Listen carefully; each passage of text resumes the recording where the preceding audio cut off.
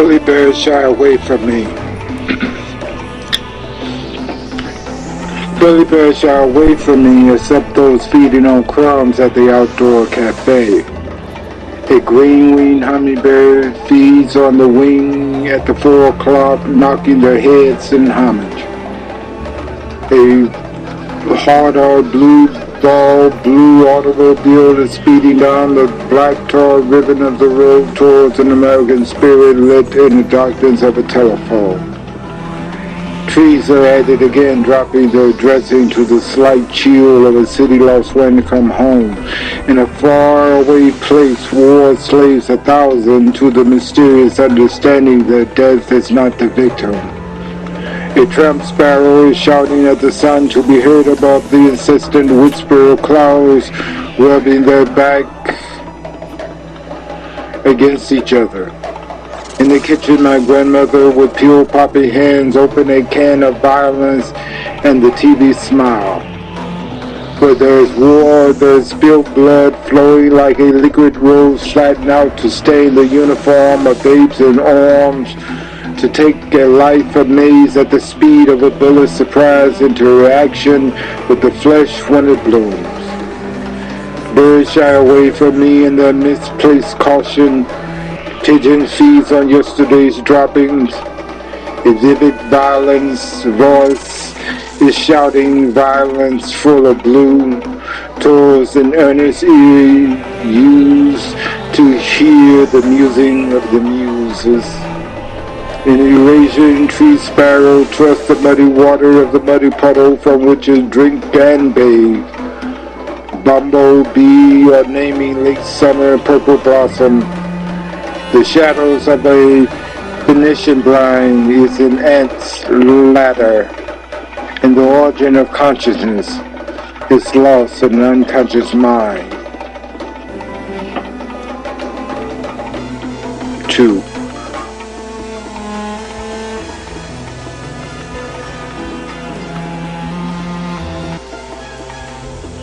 One black man's heart is worthy.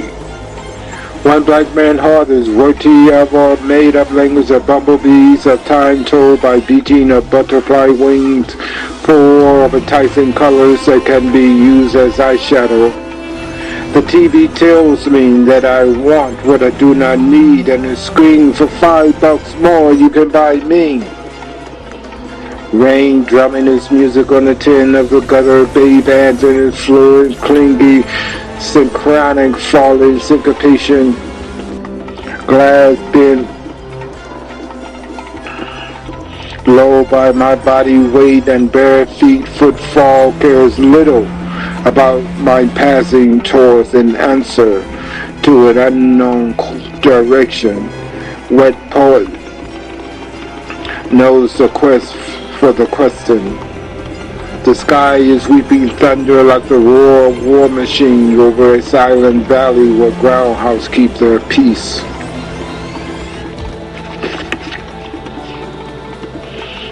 The goodness that man can do is caught in a fist of his wrongdoing, where he struggle to get foot free to praise the anger of a blackbird against another, his bill rattling on the wings above a dog bowl full of found processed food.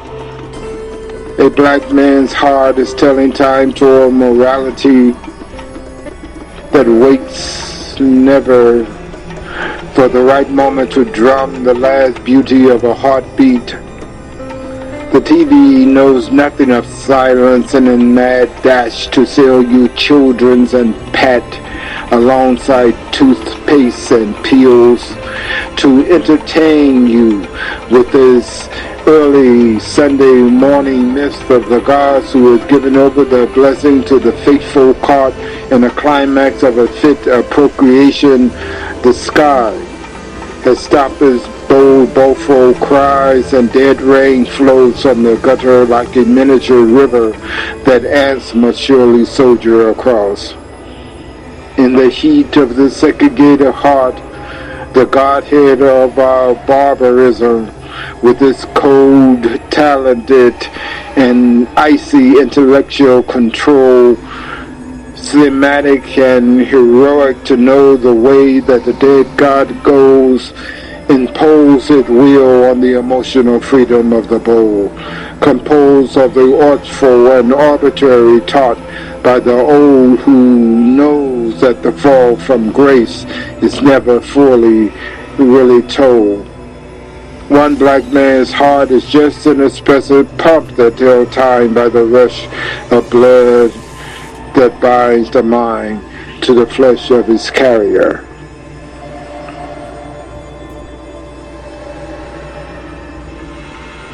The universe of the body.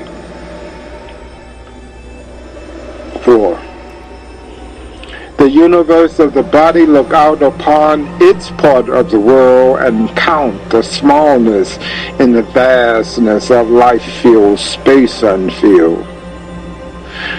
The language of worms is heard in the dirt where they keep their counsel, while the warmly lit arm of the sun, filled with a cold earthbound hand of wind, reaches down to the futility of earth's dirt. We are a part of the free living stuff of the huge Big Bang universe, along with it down to the half-moon cuticle of our fingernails, a sliver of a moon. We are born of the nausea and painful birth of being one with earth. A peace tree keeps its stronghold rooted deep down and drops its spore to be fed upon by gray, greedy squirrels with the secret knowledge of the world kept within their fur. A brownish leaf flying in the wind is momentarily taken for a burnt orange butterfly, erratic about the earth in its evening light. In the belly of the air, life is digested and feed on its own waste. The dead feed the living for the sake of life being itself, without regret, without remorse for the heroic nature of darling life and death. In a rusted barrel, fire reaches for the sky, it dashes yellow and orange in its consuming anger of a holy configuration of a heated confirmation. A black newspaper man with tight gray hair warms his hand in an open prayer, then rubs the warmth into his dark brown, furrowed face. Traffic rushes past him in his rubber turning fast upon the all-stained pavement, while tailwind sings a bitter season filled with flying trash from yesterday's discarded daily dirty news of human deeds. The body of the universe, within a universe of the world, within a universe of filled space unfilled. It is a universe of cells and stars, muscles and mind, trees and birds, and what it means to be human among the many fine familiarity of youthful life on earth, sometimes a dingy life, lives. The body of the universe is filled with the blessing in disguise, filled with its own knowing of the flow that it keeps towards itself. It will not easily give up its secret to the minds of men who labor to know the secrets of the gods that are kept in the vast distance of spacious sky.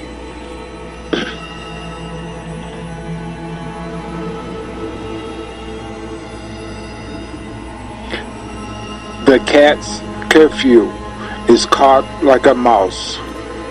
The cat's curfew is caught like a mouse in the trap of the midnight hour, where it steals across the stubborn insistence of darkness. It would, if free to run round the paws sharp and strong and stout, tear long holes in the dimple of the darkness, slowly moving westward. The wistful whisper of a moon hidden behind clouds that reflect the yellow light of street lamp humming the electric refrain above cars parked curbside for the night. Clouds are hiding stars that blink in a far away heaven of the Strix and Mutua of the spacious sky. Night comes as cat feet goddess dashed across the thin sky of sleeping birds, dreaming of worms cozy in the dugout in the eternally eager earth. All in all, the entire world goes about its singular duty of feeding itself without production of waste. Man alone is a wasteful one, and fat belly cities and far-flung fields of wheat, soy, and corn. We fill earth with the things made of our hands. A wasteful creature is God made man, but we are doing as only we can as humans within our skin. In the golden falls, leaves of a stinking ginkgo's feud and fallen spall, catching the light of a street lamp, humming its refrain. The night creature comes to hunt and play, and make their music never heard by day. To each other they sing the short way. They sing a song full of shadows stretched across the black ribbon of the asparagus aspect road, where only the restless knows where it goes, in the thin distance of the motion of a make-ready night meant to hype. A cat is hunting past possum's naked tail in the underbrush of shadows that swell with the secret kept to themselves, kept by the white-tailed rabbit feeding under the cover of darkness on clovers, fattening themselves up. They are forever caught in the dark wind of the sky full of stars and the melting moon that will follow you home. Raccoons are burglarizing their trash cans under the cover of this darkness.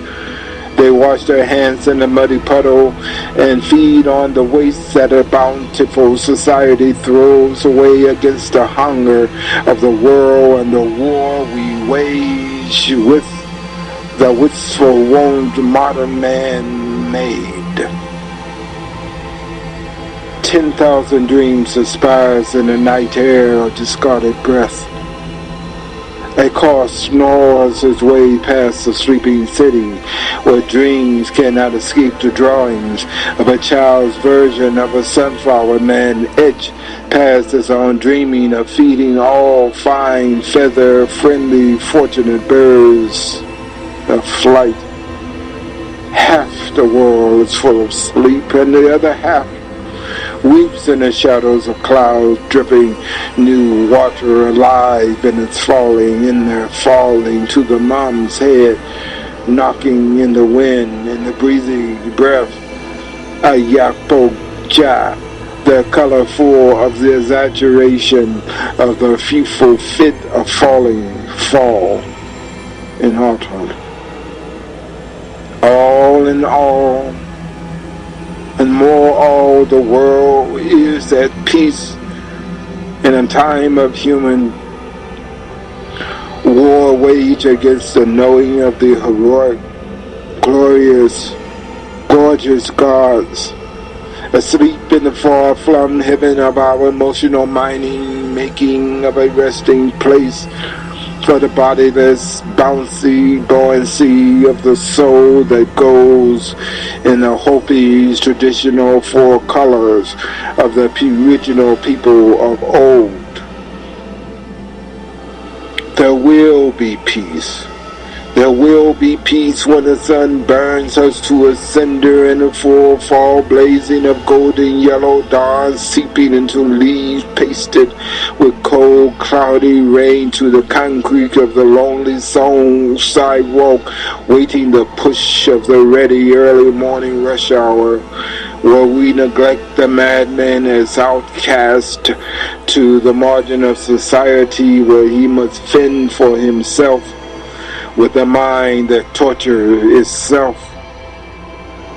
There will be wars where men burn his disagreement against the gods, lost in a night full of crime and the sounds of lost angels who have burnt their wings in protest to sweep deep past the eye of Ra.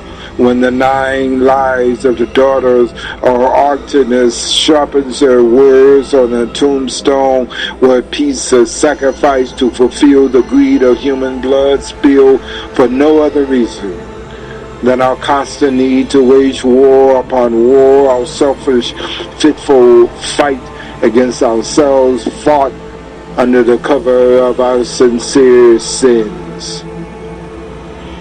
All the cats have gone home except the blacks, who keep a kinship with the broad back of darkness. They hide themselves. They continue to play with their catch as if drunk on catnip.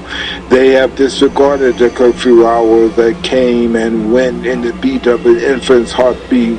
They shall grow to beat the drums of war or blow the horn of peace paid in full.